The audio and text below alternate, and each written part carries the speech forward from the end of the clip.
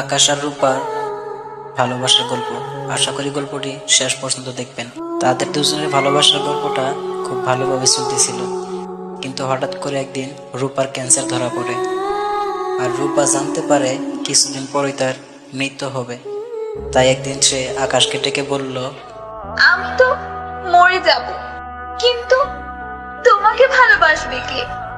কে দেখে রাখবে? কে তোমায় শাসন করবে? ঝগড়া করবে কার সাথে? তোমার তো রাত জাগার স্বভাব, না খেয়ে থাকার বদ অভ্যাস। কে তোমাকে বকা দিয়ে খাওয়াবে?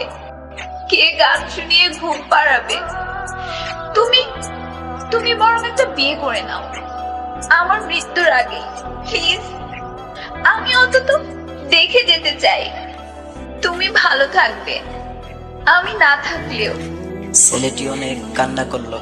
কান্না করতে করতে মেয়েটিকে বুকে জড়িয়ে ধরে বলছিল, চুপ, একদম চুপ। তুমি ছাড়া আমি আর অন্য কারো হতে পারি না,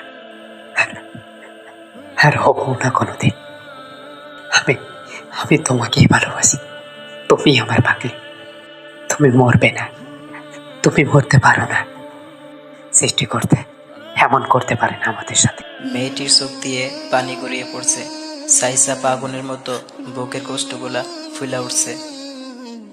এমন ভালোবাসার মানুষকে ছেড়ে যেতে হবে সেটা মানতে পারছে না মেয়েটা।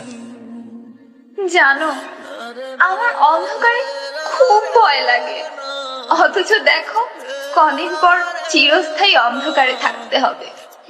বলো না, কি করে থাকবো? খুব ইচ্ছে করছে তোমার বুকে মাথা রেখে সারা জীবন আলোয় থাকতে। আমি যে একা হয়ে যাব। ছেলেটির চোখে মুখে অশ্রুজলে মাখামাখি। দুজন দুজনাকে জড়িয়ে ধরে শুধু কান্না করছে। এই ঘটনার কিছুদিন পর মেয়েটির মৃত্যু হয়। ছেলেটি প্রতি রাতে মেয়েটির কবরের পাশে বসে থাকে, মোমবাতি জ্বালিয়ে মেয়েটির কবর আলোকিত করে। ছেলেটি সারা রাত ঘুমায় না, শুধু মেয়েটির কবরের পাশে বসে থাকে। এইটা ভেবে যে মেয়েটি অন্ধকারকে খুব ভয় পায়। ইদানিং ছেলেটিরও ক্যান্সার ধরা পড়ছে। খুব টেনশনে আছে ছেলেটি, কিন্তু মৃত্যুর চিন্তা না।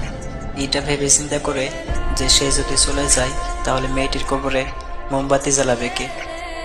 মেয়েটি যে অন্ধকারকে খুব বেশি ভয় পায়।